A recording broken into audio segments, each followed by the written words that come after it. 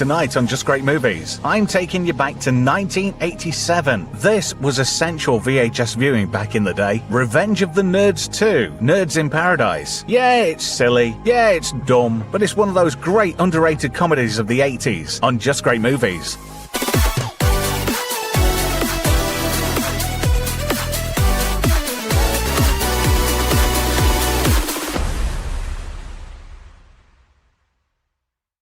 What were you doing back in 1987?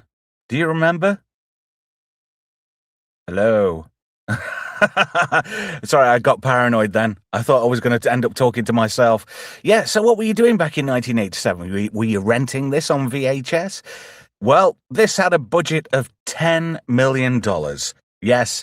Seems very small, seems very paltry at the time, but it made $30.1 million back at the box office, despite the original director, Jeff Kanu, saying that he didn't want to bring this franchise back, saying to studio executives at the time, what do you want them to do? Come back and win again? Which is a very good point. And not only did they come back for Revenge of the Nerds 2, we also had a Revenge of the Nerds 3 and then a 4. But I think this was kind of like the stopping point, the natural stopping point of this movie. And it's not bad. I rented this a shit ton back on VHS back in the day because there was nothing else about. And it was the only comedy around at the time. So without further ado, we get the Star Wars type intro. Now, if you don't know what this is a pocket protector. Excuse me. And all nerds seem to have one of these in their top pocket, usually got pens and screwdrivers and all kinds of geeky stuff. And like I said, Star Wars intro. So basically what it says, in 1984, the nerd revolution began on the campus of Adams College.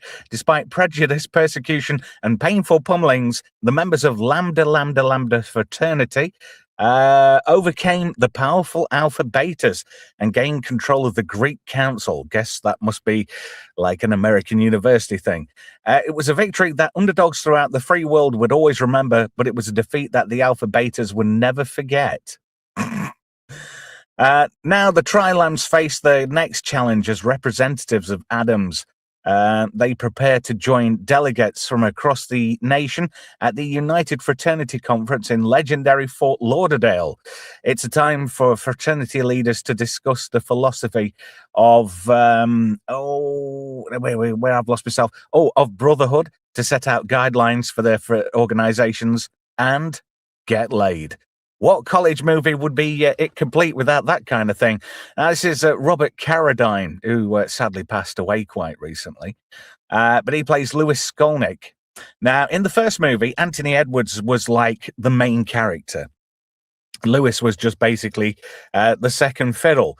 But Anthony Edwards was kind of tied up doing other films. So he had a very minor role in this. But in typical nerd fashion, everybody's got allergies to everything. This is Poindexter. He's got a couple of jam jar bottoms for glasses. Timothy Busfield, who was in Sneakers. I think he was in Saint Elsewhere as well. He's been in lots of things. Oh my goodness. This is Lamar, played by Larry B. Scott. The only time I've seen him in anything other than one of these nerd movies, he was in Iron Eagle. Do you remember that movie? Not a bad film. Andrew Cassis as Wormser, and he's got all these fake IDs, which he's going to use to comedic effect. In the first film, he was dead tiny and ginger, and now he's not. He's got, like, Groucho Marx eyebrows, and he's got dark hair. That's very bizarre. Lots of fourth wall breaks. Now, oh dear, crikey. Moving swiftly on. This, if you don't know, right, you've seen him in lots of things, haven't you? You know this guy. Go on. Let you have a guess. Paul Dickinson said he's never seen this movie. Well, you might not want to see this movie. Go on, this is Curtis Armstrong. He was in loads of things in the 80s. He was in Moonlighting. He was in Better Off Dead. He was in, Risky Business. He was all over the place in the 1980s. Went on to do a lot of animation stuff as well. And he's got an instantly recognizable voice. Bizarrely enough, he's the spitting image of my brother Dean. So maybe this is why I had a soft spot for this guy.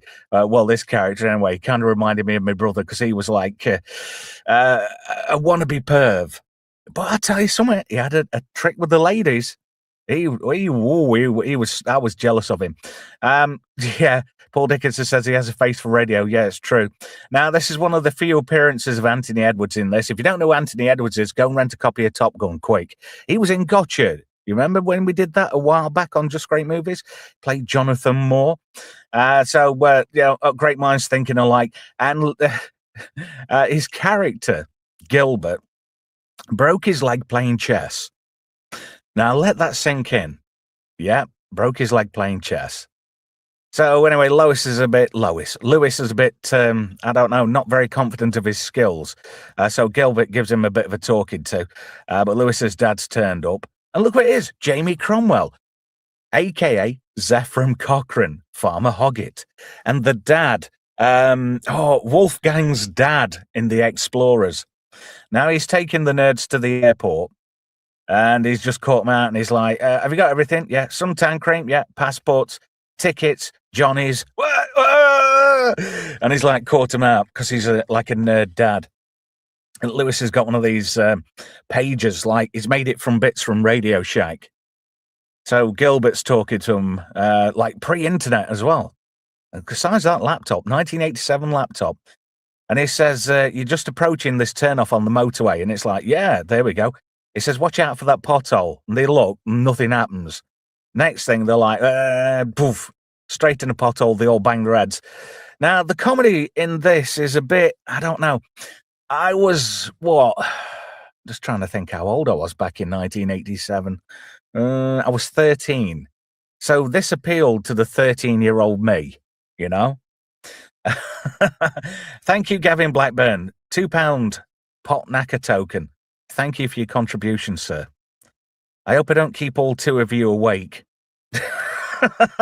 Thank you. You'll get another shout out at the end of the show. So anyway, he's basically saying just watch out for them alpha betas, which are like an opposing fraternity. And this is Ogre from the first film, played by Donald Gibb. Now, you might not recognize him. He's the guy from, was he in Bloodsport with Jean-Claude Van Damme? Yeah, so he was in that. Not really a big actor in the 80s, but, certainly had his moments. So Ogre's like the number one quarterback or something, or, whatever you get in American football. And he just loves terrorizing the nerds. And he goes, nerds, they're here. So at the airport, Booger, I can't even say it properly. He's just checking out all the totty walking past. And he just walks off and says, I don't want you to rest easy till I'm back here with my head between your creamy thighs. She smacks him one. And he's like, gives it a couple of seconds. And then another lass walks past and he starts chatting her up. And he just keeps getting slapped around the face. Meanwhile, the nerds are getting to bit of priority. So, like, the VIPs are getting VIP treatment. And he says very immense penises. And he gets another smack. There we go. I'll go back. I'm a bit over generous rather, with pressing the forward button. She's not that hot, to be fair. No. Unsmack him. There we go. Off on the plane, lands in Fort Lauderdale. Timothy Busfield's character, Poindexter, he just like bumps into stuff all the time. And I think that's the limit of his comedy range in this film. So they get taken to this nice muff. Yes, Paul, it is a nice muff. A very nice one indeed. But then again, you don't look at the hearth when you're poking the fire, do you? So they get taken to this hotel and they're driving along the seafront and he's being a perv. And he's saying you missed a bit. And they're just basically enjoying the vibe. And they first thing that comes out of Bugger's mouth is look at the size of those coconuts. He's talking about their jugs. And the nerds look up and there's some plastic coconuts hanging from the tree and they go, wow, yeah, I've not seen anything like it. So they all ditch Lewis and they go and check out what's happening. Incidentally, this was filmed in Fort Lauderdale at spring break. Have you seen those videos online of everybody in spring break? And the beach has been crashed. It's terrible. What's this? Paul Dickinson says, Mr. Busfield's in a bit of trouble these days. Really? Care to elaborate? Good old Brian, Clunge Central. I like that. So they're just checking out all the punani what's floating around. If you ever wanted a scabby knob, this is the time to get one. And he kisses the ground. He's like thanking his lucky stars. So Lewis is dragging all this baggage, and he bumps this guy, drops a coconut on this guy's head, and he's more bothered about his hair. Now, that young lady at the counter there is Courtney Thorne-Smith, who plays Sunny in this. She's quite tasty. But looking at her now, she's still all right, but I think she's had a lot of work done. Apparently, she's still in 1 or 2 shows over in the States. Brie Light bumps into these guys again, knocks this guy into this guy. He's called Tiny, the guy with the Betas jersey around his neck. It's called Tiny. And apparently he's called Tiny because he's got a little tiny, yeah. So anyway, he grabs this guy here and he's like, he's going to belt him one. And while these guys are checking in, Lewis steps in and tries to explain things. And he just flicks his nose. So anyway, Poindexter's chatting this lass up. And it's a cardboard cutout. Always makes me chuckle. And he's like, has she got a sister? And the gay one's saying, has he got a brother? So he goes to get him a drink. And Lewis kind of befriends this guy, Stuart. And he comes into being a part of the nerds a little bit later on. So Poindexter goes to buy a couple of drinks. Meanwhile, yeah, she's quite tasty there. But this is like 1987. And it's, yeah, exactly. That's how many years ago it was. But Lewis is like blown away by her and he's like, oh, he's drooling like Homer with a donut. And she's trying to type his information into this computer and nothing's happening. He says, I've seen your problem. It's stroke technique. Yeah, the jokes are low quality, but this was VHS gold back in the day. Stuart, discount Anthony Edwards, says Dutch Gradient. Yeah, I tend to agree with that assessment, to be fair. Yeah, because like I said, Anthony Edwards was busy doing other things. In fact, Curtis Armstrong didn't want to appear in this. And with the limited appearances of Anthony Edwards, Robert Carradine was like begging, please don't jib out, whatever you do, you've got to be in this movie, otherwise we're all a bit screwed. So the studio turned around and said, we're going to bring this guy in as a script doctor, and he's going to make everything spot on. Your dialogue's going to be great.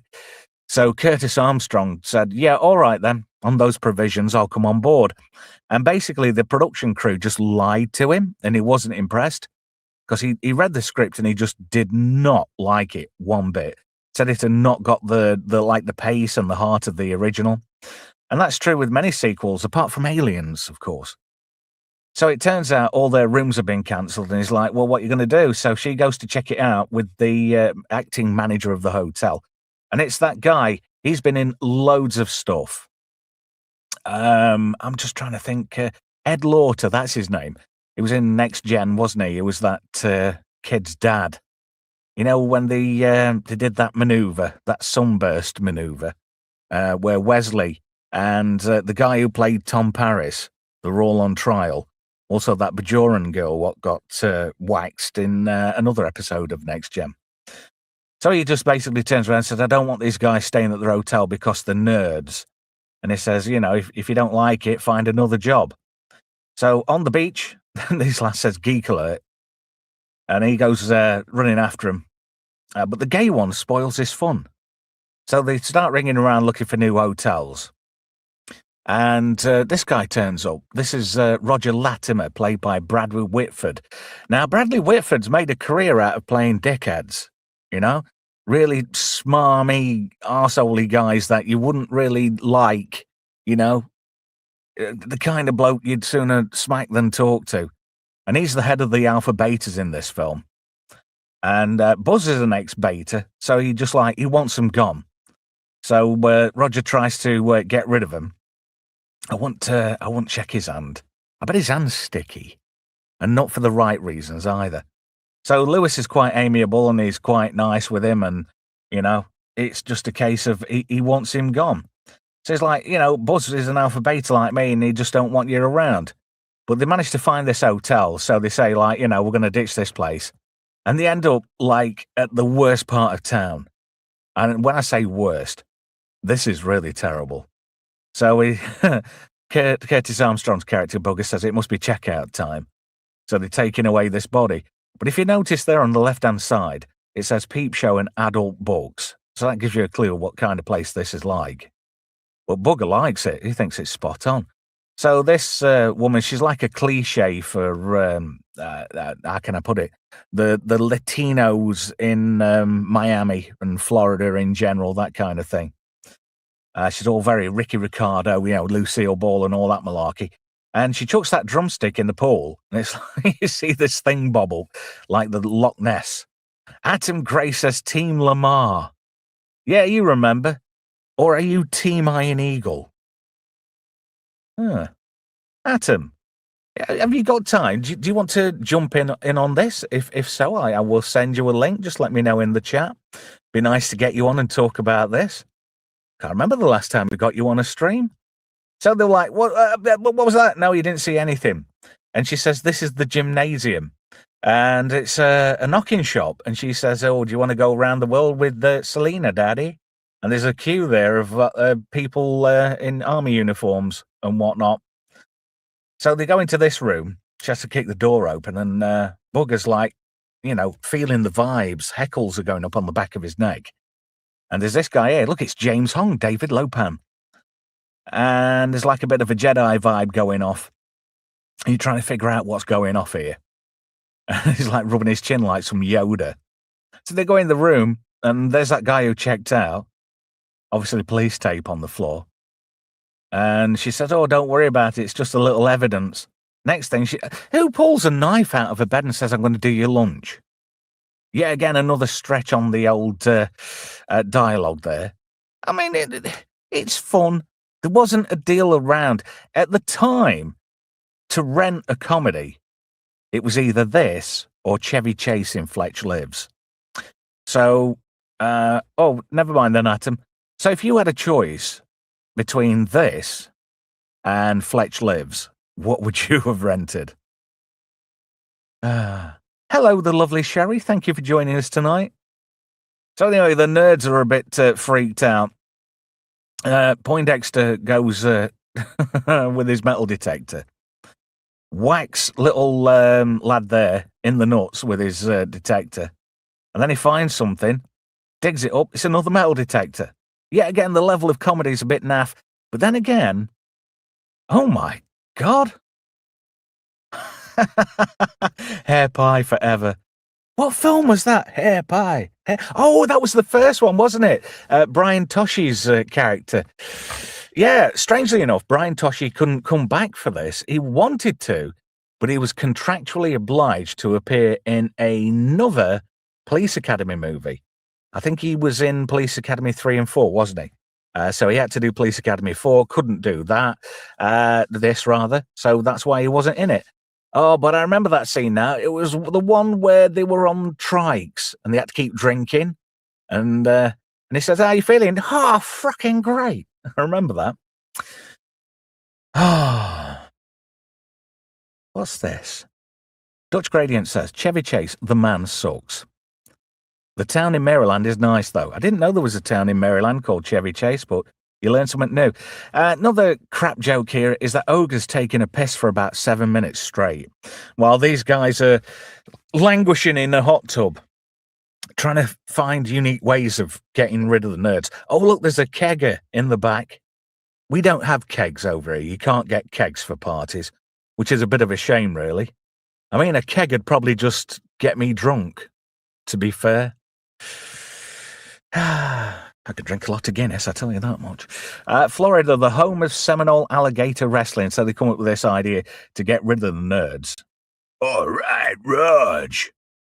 And yet again, Donald Gibbs' characters, if he's there for comedic effect, it's not really executed well.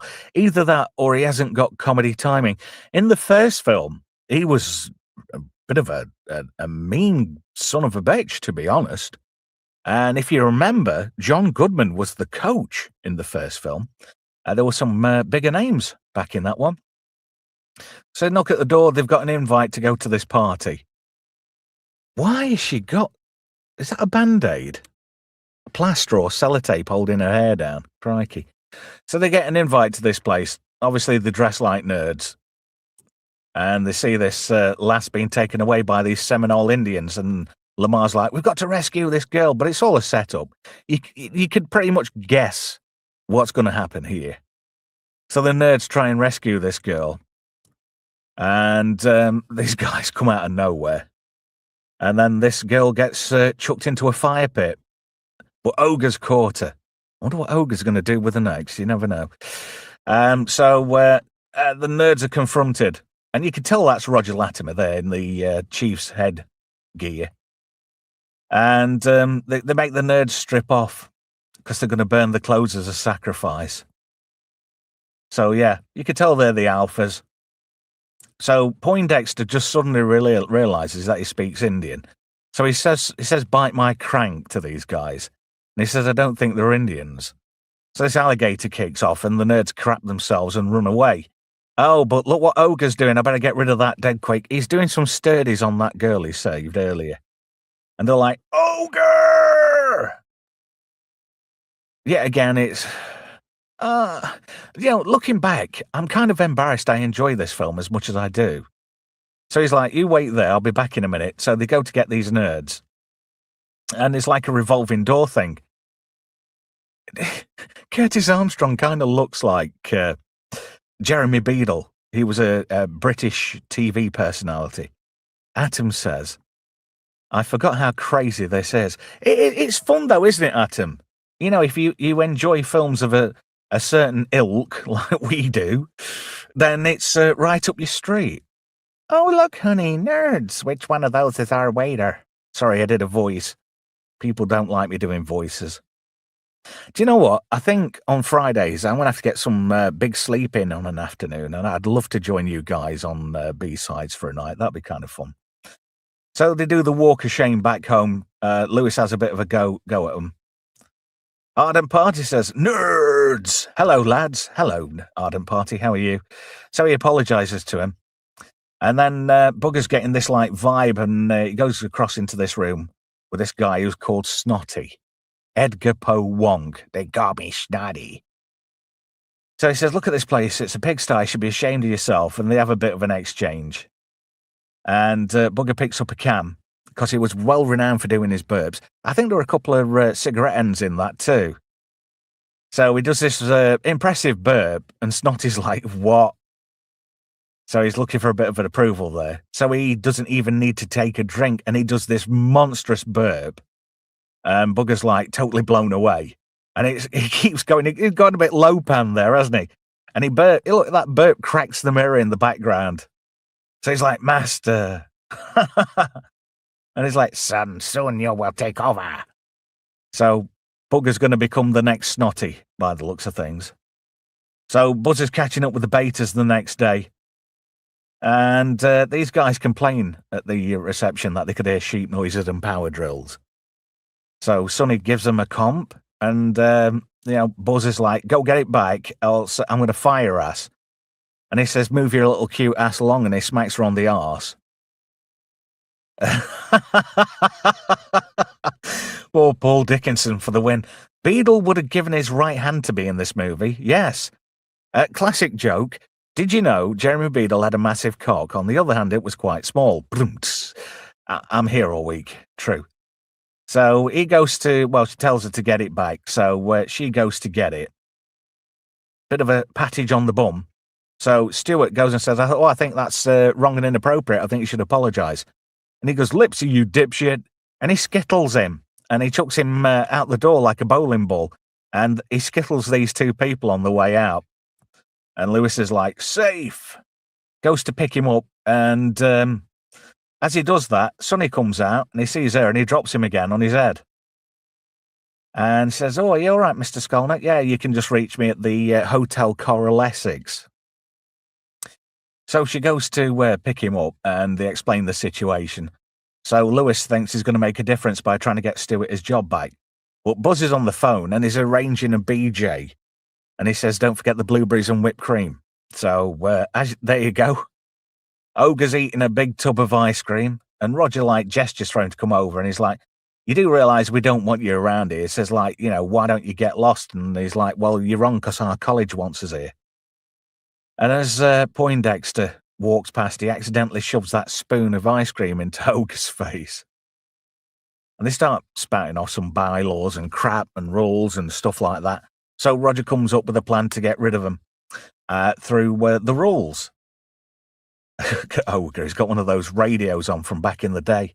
Did anybody else have a radio headset like that? He's doing a word search, I think. So anyway, Tiny tries reading this thing out, what's obviously been scribbled on a napkin. And he struggles with big words because apparently jocks aren't that bright. They're only good for playing sports, whereas nerds are all brainiacs. So he says, it's unconstitutional, so Bugger gets up to make a point about it. And he says, who's decided that? Yeah, he says, us. Your duly elected council. Ogre just wants to go and do beer and get drunk and chase women about. So the nerds get up to do a point of order. And this guy says, just hang on a minute, you can have the mic, just let me read out this announcement. So he says, wet t-shirt contest by the pool in 5 minutes. And the room clears out. There's nobody left to talk to. I better get rid of that picture dead quick. So the nerds realise they're a bit buggered. So they decide to, throw a party and do a distraction. So they doctor the sign at the hotel. So it says Hotel Coral Essex. You can see where this is going. You saw the thumbnail for this, don't you? Yeah. So she flicks this switch and that sign turns into that sign. This guy's perving and he crashes his car. And everybody flocks to this place and they do this party. They do a dance number. And it's all very Beastie Boys. So obviously Beastie Boys were big in 87. Yes, they were big in 87. And they're getting the crowd going, and it's just basically to get everybody to say no on this Proposition 15. Because they did a musical number in the first one, but it was very men without hats, craft work. Oh, incidentally, Devo did a lot of the soundtrack to this movie. So everybody's enjoying this performance. Lipsy comes in and he starts doing some rapping. Roger's just not impressed. And he says, they call us names, they call us nerd. Goes to do the nerd word and cover the mic up. Lots of fourth wall breaks all the way through this film. So, they do this routine. And it ends up, again, where have they got all this equipment from? Oh, look, Radio Shack mixer. I had one of those back in my formative years. And those little realistic mixers. Crikey, that's going back some. So they do this routine and they get everybody on board about voting no on this Proposition 15. And it's all very rebellious and very entertaining. Roger's underestimated these guys. And they got all these banners and stuff. Good job that bloke brought all those condoms. So anyway, he comes up with another idea. And he gets that proposition taken off the table, basically. So he gets Lewis up there, and he says, we're going to try and, make things right. There's been a lot of hostility between the betas and the Trilams. And he says, this stops here. But it's all a con, So they get lulled into this false sense of security. And the betas offer them their hotel suite. But they don't really need it because they've got that crappy hotel, haven't they, in the bad side of town. So, they try and have a laugh and a joke with Roger, and he pretends to laugh. So Lewis, rings Gilbert up and tells him what's crack-a-lacking. And he says, don't get fooled by these betas. Meanwhile, Bugger's doing this phlegm thing where he's like, oh. And he does a Mr. Miyagi thing where he hocks a loogie and catches a fly. You are ready to enter the world, my son. Paul Dickinson said, Tandy's golden age. Oh, I remember. We had a Tandy in our town. In fact, we kind of had two. There was one in town and one on another town on the outskirts of town. Work that one out. So I was always in there spending money, buying LEDs and stuff like that. I wasn't quite a nerd, but, I quite enjoyed mucking about with stuff. So Roger and Buzz have come up with this idea to frame the nerds. So these two lasses get roped in to take the nerds out. So they get Sonny to get Lewis to go. And it's like, show these nerds a good time. Oh, pardon me. So they start discussing what they'd like to do to these lasses. And then they're like, how long have they been listening? And they've been listening over the shoulder. So they decide to go out to the beach, and they go out in this car, which is Roger's car, by the way. Nobody knows that at this point. So they go mucking about on the beach, and it turns out that this Sonny, she's not just a blonde bimbo, she's quite intelligent, really. She's just doing that gig as a summer job during spring break. So these girls say, nip us, get us some beers and whatnot. So they nip off to an off license. And those other two girls say, don't worry, we'll be gone by the time, they get back. What's up, everybody, says the real head case. Well, we're just having a look at Revenge of the Nerds 2 on Just Great Movies, which should have been on Tuesday, but family priorities came first, so that's why there wasn't a show. Anyway, if we get another 9 supers tonight, I'll bring back Friday Night Shite back. We'll have to wait and see. So I like this bit. This kiddie is only like 15, but he passes this fake ID to the guy running this off license. And he says, anything you want, Admiral. So meanwhile, the cops turn up and he says, I got beer, I got busted. So he's like, we didn't pinch that car. It was loaned to us by the 3 beautiful dates that we've got. And they're like, what? So anyway, they all get mugshotted, which is a bit like the Bill Gates mugshot. Atom says, rest in peace, Robert Carradine. Yeah, I mentioned that at the beginning of the show, that Robert Carradine sadly passed away, ended himself, so he was suffering from depression. So the nerds get chucked in jail, and Wormser says, you can't chuck me in jail, I'm only 15. It's not what it says here, Senator. So they get chucked in lockup, and then this guy starts to bully the nerds, but Lewis isn't having any of it, and he gives this bully a bit of a what for, and they all start crapping themselves. Meanwhile, Stuart goes to find out where the nerds are, and he's working at White Castle. Oh my God, I've always wanted to go to White Castle, all because of Harold and Kumar. I blame them. So he's, where are the nerds? Nerds! Ogre snaps a Paul Q, which has obviously been cut in half because Paul Qs don't break like that naturally.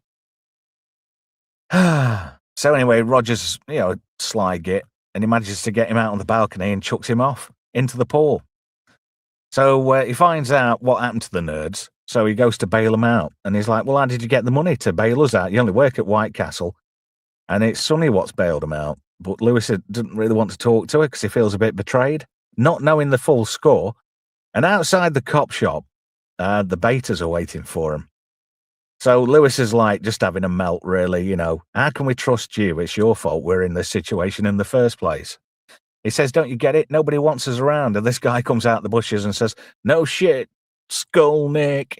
You were expecting Sherlock, weren't you? But no. Surprise! Ogre! Which is like a bit overplayed by at this point in the film. So they'll get smuggled into the back of this van. They get taken out to this island. And Booker says, you swine, Ogre, there's no way you're making me go back in that cabin. And he's like, oh yeah, trying to reverse psychology him. But they start chucking the nerds overboard. And Sonny's like, I can't believe you're doing this. And he's saying, well, we spared you, didn't we? So all the nerds get chucked in the drink. And she says, oh, excuse me, I'd rather be on this island with the nerds than be with you guys. So she jumps in too. But Ogre gives the game away because he kind of tells them the plot of what they're doing, why they've done it, and what the consequences are going to be. And he says, if you tell them that, Ogre, they're going to know. He says, I don't care, Raj. And he says to those lads, he says, guys, it's history. So they chuck him in the drink too. But Ogre can't swim. Again, he's gone from... He was like a really nasty, evil piece of work in the first one, He'd have battered somebody and not thought twice about it. But in this film, he's just... I don't know. He's not even like a plucky comic relief. He's just like a dope. You laugh at him, not with him. So Wormser notices that he's struggling in the water. And he says, oh, we've got to go and save him. But none of the guys are bothered because he's a beta. So he goes in. and he starts doing lifesavers on him. Sonny walks off. She don't want to be with them lot. Meanwhile, he brings him back to shore. And as soon as he gets into safe water, he's like, I carried you this far. Get off me, you brute. Turns it round on him. And the betas are like, see you later. And he goes, what are you looking at? I got dropped off on Nerd Island. So he sits over there, does his own thing. And he says, Lewis says, even on a deserted island, we're still getting cold nerds. So they go looking for resources. And Bugger finds a magic plant. If you know what I mean. Doesn't even look like it. Doesn't even look like a real one, does it? I think it might be just plastic. So anyway, they managed to make a fatty. Palm leaf and, yeah, bit implausible. So they're like passing it around. Sonny comes and gets a warm by the campfire. So Lewis goes off and has a mod. So Ogre comes by the fireside and he starts having a toke as well. And they all get battered and they all start getting a bit philosophical, coming out with nerd crap. So Ogre says, what if D-O-G really spells cat? And it kind of bakes their head, obviously, for obvious reasons. So while they all go to sleep, Lewis has a dream and, what's his name? Anthony Edwards' character Gilbert turns up and he gives him a bit of a talking to and tells him to start, like, manning up. And how disappointed he is in the dream he's having with 3 gorgeous chicks. Wowzers. I would like that dream too. Perfect 80s chestage. And he says, you're still asleep. So he proves that he's having like a lucid dream. And he tells him he needs to, pull his finger out of his arse and get the nerds sorted. So next day, he rallies everybody, and then they figure out where they are. So they manage to draw a compass and figure out where they are, do longitude and latitude on a beach. I don't believe that for a minute. So it works out that they're on a place called Rodrigo Island. And then they build a metal detector out of a stereo and some like logs and, all very implausible at this point. Gets a bit daft. But hey-ho, that's what college movies are supposed to be like, aren't they? This is not on par with Animal House, right? Animal House and stuff like King Frat are like the pinnacle of college comedy movies. This is not in that territory. This is like VHS bargain bin, but it's still good. Because in this year, comedies were a bit sparse. So you had to make do with this. And at the time, like I said, it was this or Chevy Chase in Fletch Lives. And I know which I'd sooner pick all day long. So anyway, they find this cable and they pull it. And these guys go through the floor. And it's like a secret bunker with all kinds of goodies. Like grenades and booze and Cuban cigars. You name it, it's in there. And they find something else. But you will reveal what that is shortly. So here's where the play comes in by the betas. They're going to get the nerds thrown out of the National Fraternity Conference. And then we have this bit of a play on Full Metal Jacket. He gets dolled up like he's a soldier. The directing is really bad in this in places too.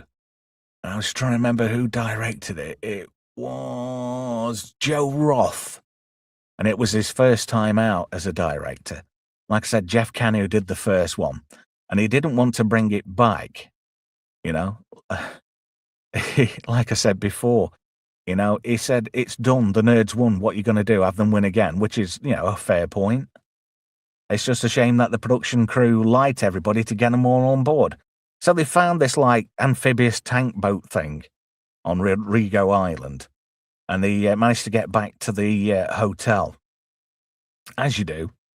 Driving straight through this couple's lunched on the beach. And just as it's about to get them all thrown out, Roger's like, well, what's that? And then they come crashing through the wall. Oh, God, Poindexter. He's done up like some weirdo. Although, Sonny looks quite nice. Camo tittage suits her well. So anyway, this guy goes, it's the nerds, they're back. And they're bad. Typical 80s. Dutch Gradient, being very picky. 1987 had Spaceballs, The Secret of My Success, which isn't a great film, Beverly Hills Cop 2, and more. Yeah, but when you're 13 and you go to the video shop, you can't necessarily rent those, and Spaceballs wasn't on VHS when this came out on VHS. Because I tell you something, I don't know how this made 30 million back at the box office, because this pretty much came out the week after on VHS. So anyway, Poindexter, because he's a bit of a David Blunkett, he hits the gear stick and starts going forward. And all these guys are running out. And obviously another, like, failed comedy bit. And they end up in the pool. And so Roger wants to, like, have a bit of a confrontation.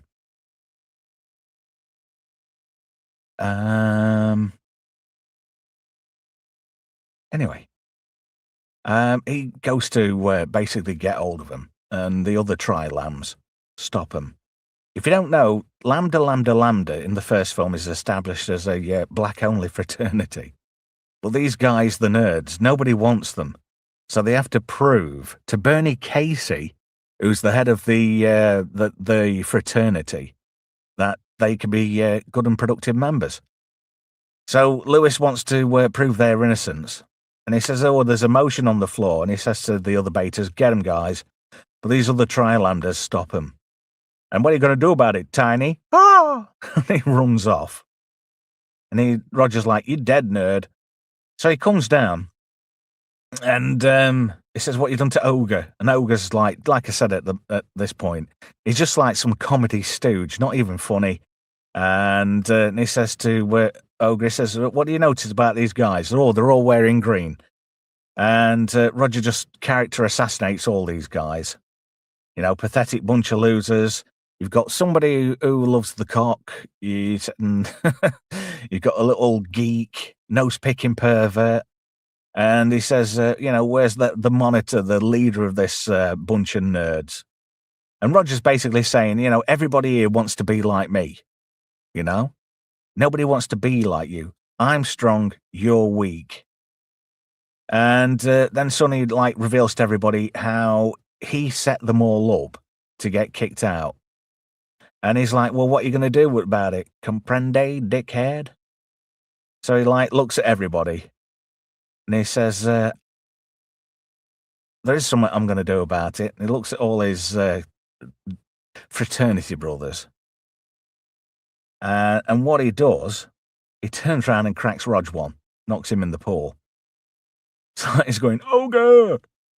And everybody's cheering the nerds on. So yet again, they win again. Oh, this is the line of the show right there. Chris Nolan should remake this. Yeah.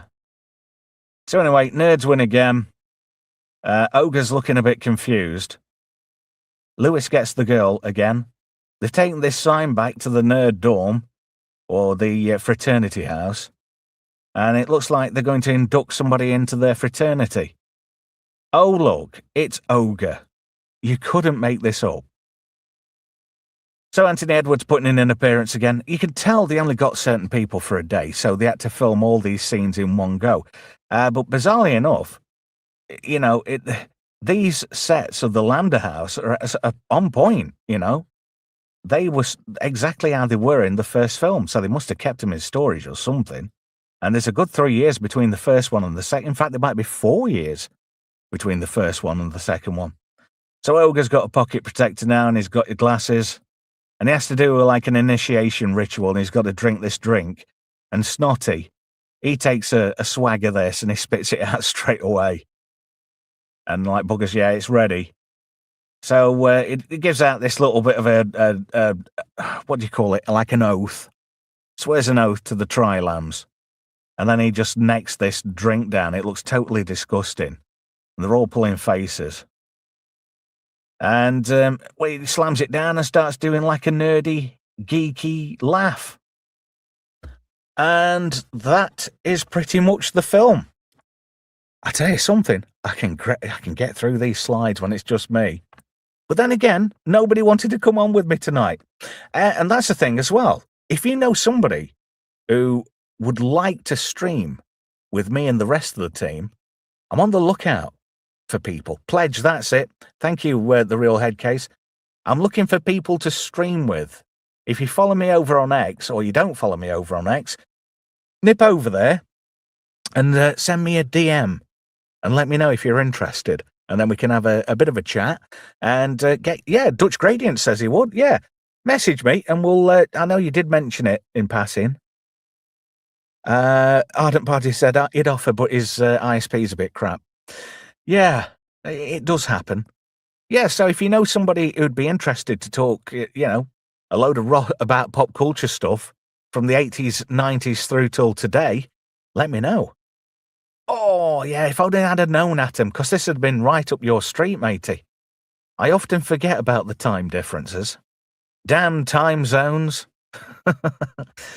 Gav says, Dutch Gradient is great on the Wayfarer project. Oh, yeah. It'd be nice to get Wayfarer back on. We've all kind of drifted apart because we're all busy doing our own channels. It's gone a bit weird. It's like I say, I'm on the lookout for not fresh meat, but new talent. Anyway, I would have liked to have done a Friday night shite. It might still happen. I don't know. We'll see how things go. See if I can get swappers out of retirement. But I want to thank you for tonight. You've been good company.